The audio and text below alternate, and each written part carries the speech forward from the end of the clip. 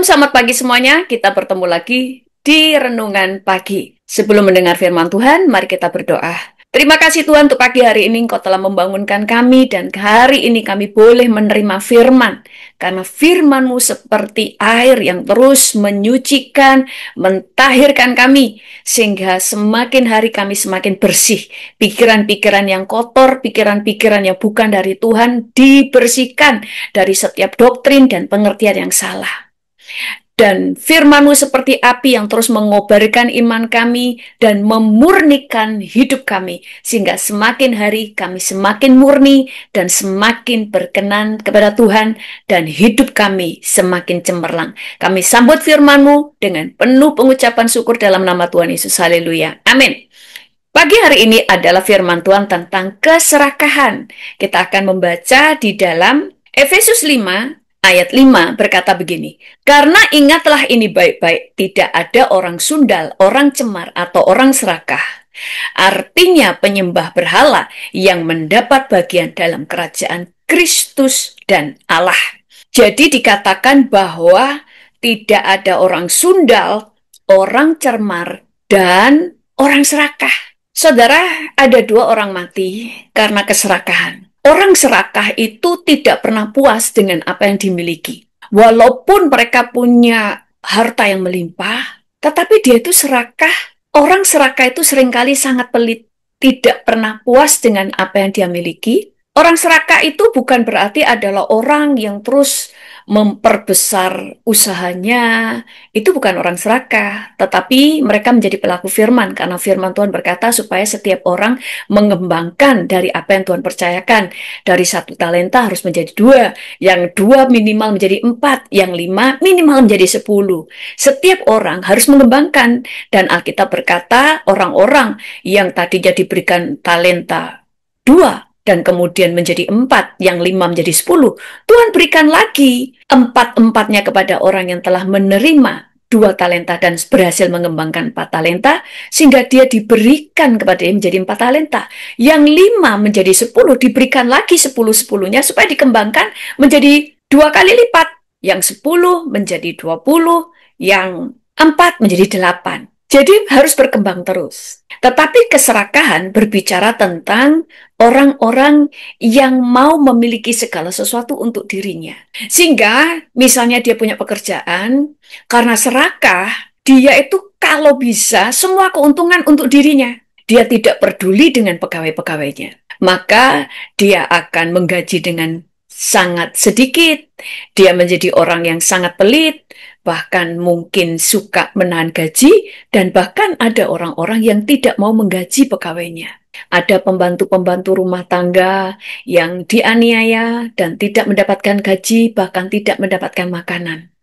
Ada seorang pembantu rumah tangga, saudara, tidak ada orang yang ingin menjadi seorang pembantu. Kalau mereka semuanya bisa memilih, tidak ada seorang pun yang ingin menjadi pembantu. Karena seorang pembantu tidak memiliki kemerdekaan, dan ada seorang pembantu tidak digaji, dia sering dianiaya, dan bosnya selalu berkata, kalau dia punya kesalahan, maka dipotong gajinya.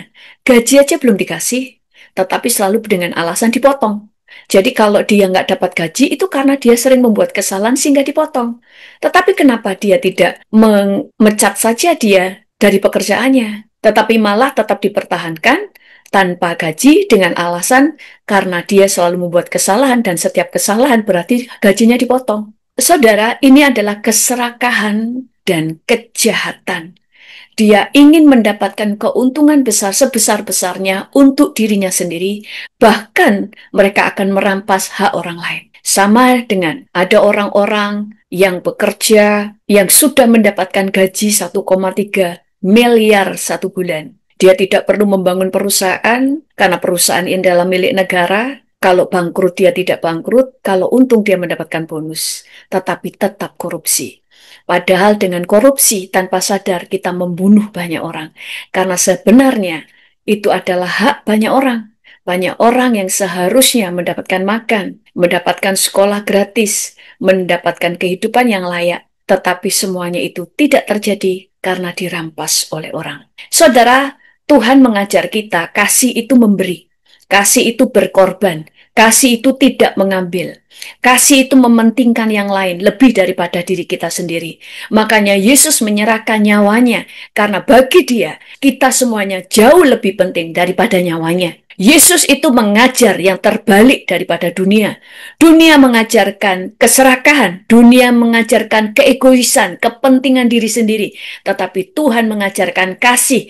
Kasih itu memberi, kasih itu berbagi, kasih itu berkorban. Kasih itu menolong, kasih itu mengangkat orang lain, bahkan memberikan apa yang paling kita ingini. Itu sebabnya di dalam Yesaya 58 ayat 10 berkata, apabila engkau menyerahkan kepada orang lapar apa yang kau ingini sendiri dan memuaskan hati orang yang tertindas, maka terangmu akan terbit dalam gelap dan kegelapanmu akan seperti rembang tengah hari.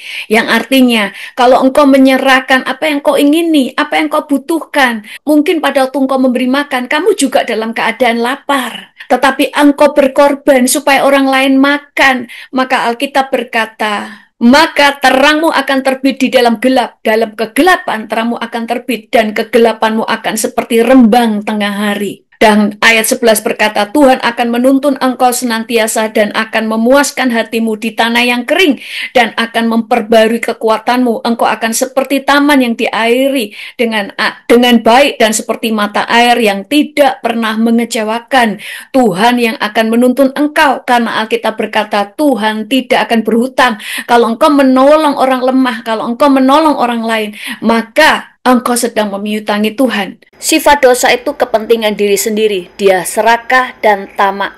Ketamaan selalu memanfaatkan orang lain untuk kepentingannya. Saudara, biarlah ini dijauhkan dari anak-anak Tuhan. Kalau saudara adalah anak Tuhan dan saudara duduk di pemerintahan, biarlah karakter ini saudara pertahankan. Karena engkau duduk di pemerintahan, karena Tuhan punya maksud bahwa engkau harus membawa perubahan, engkau harus menjadi berkat, engkau harus menolong banyak orang lewat kedudukanmu, bukan menjadi sama seperti dunia. Sekali lagi, ada orang mati oleh karena keserakahannya.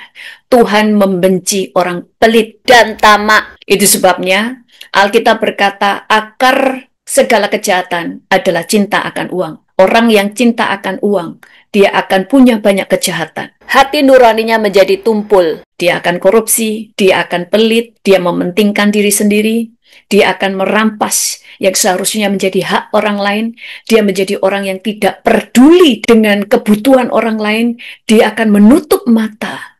Yang penting aku dipuaskan, yang penting aku mendapatkan apa yang aku inginkan. Dia tidak peduli sekalipun telah mengorbankan banyak orang. Kita tahu seorang tokoh di dalam Alkitab yang bernama Nabal. Dia adalah suami dari Abigail. Dalam 1 Samuel 25 ayat 2, ketika ada seorang laki-laki di Maon yang mempunyai perusahaan di Karmel. Sudah punya perusahaan di zaman itu. Orang itu sangat kaya.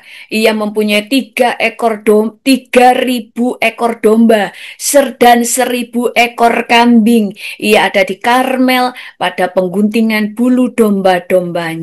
Dan dikatakan di ayat ketiga, nama orang itu Nabal dan nama istrinya Abigail. Perempuan itu bijak dan cantik, tetapi laki-laki itu kasar dan jahat kelakuannya. Ia seorang keturunan Kaleb. Dia dikatakan jahat, dia tidak ceritakan dia memukul orang, tetapi dia adalah orang yang serakah dan sangat pelit. Dia sudah diberkati sedemikian rupa, dia punya perusahaan, dia sangat kaya, dia punya istri yang bijaksana dan sangat cantik, tetapi dia adalah orang yang tidak bisa bersyukur dengan apa yang ada. Alkitab berkata, biarlah kita itu tahu berkata cukup. Dan kita tahu bahwa Daud bersama tentaranya 600 orang selalu berbuat baik, melindungi budak-budak Nabal, melindungi ternak Nabal dan sebagainya, sehingga tidak pernah ada yang dicuri, sehingga tidak ada yang dicuri orang satupun dan mereka aman.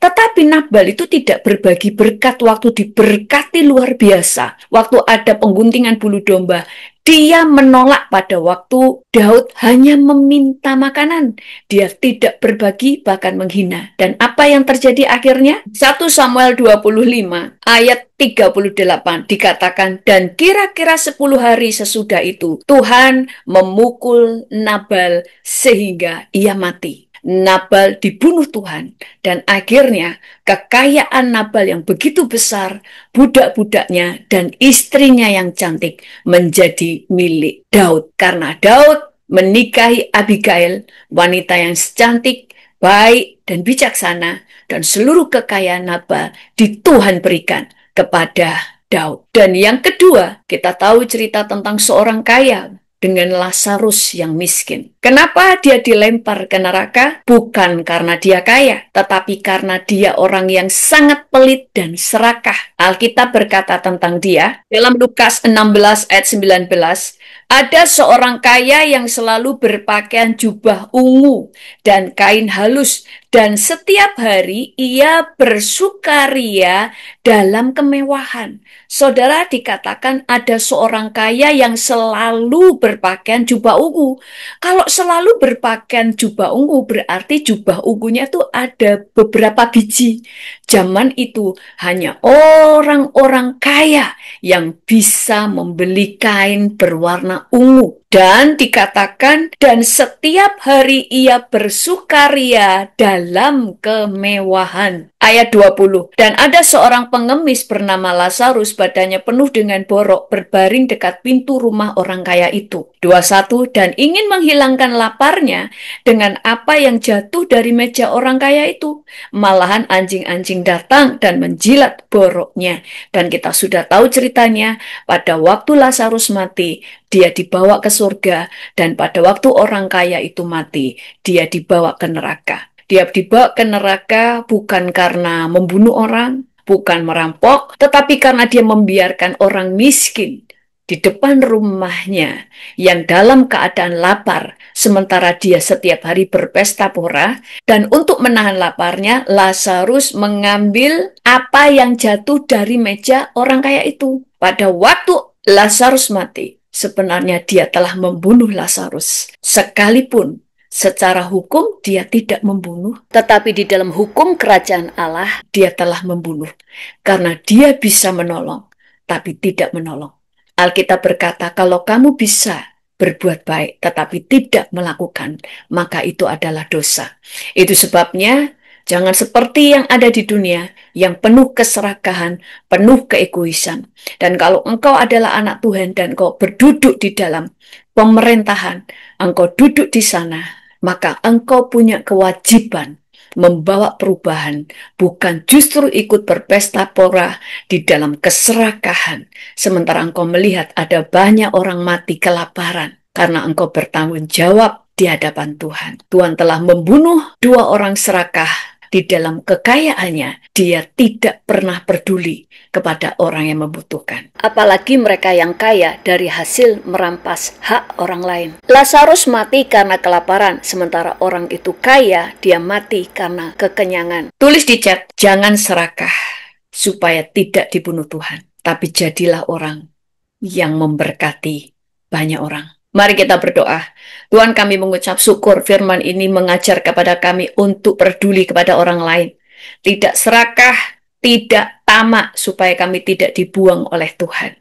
Kami mengucap syukur kepadamu, dan biarlah semua yang hadir di tempat ini, biarlah setiap anak-anak-Mu Tuhan, orang-orang yang tahu memberi, Engkau berikan mereka kedudukan yang baik. Engkau memberkati dan mengangkat hidup mereka, sehingga mereka semakin hari semakin bisa menjadi berkat bagi banyak orang. Bersyukur kepadamu Tuhan, terpuji namamu dalam nama Tuhan Yesus. Haleluya. Amin. Tuhan Yesus memberkati. Jangan lupa subscribe dan share channel ini kepada teman-teman yang lain. Tuhan Yesus memberkati.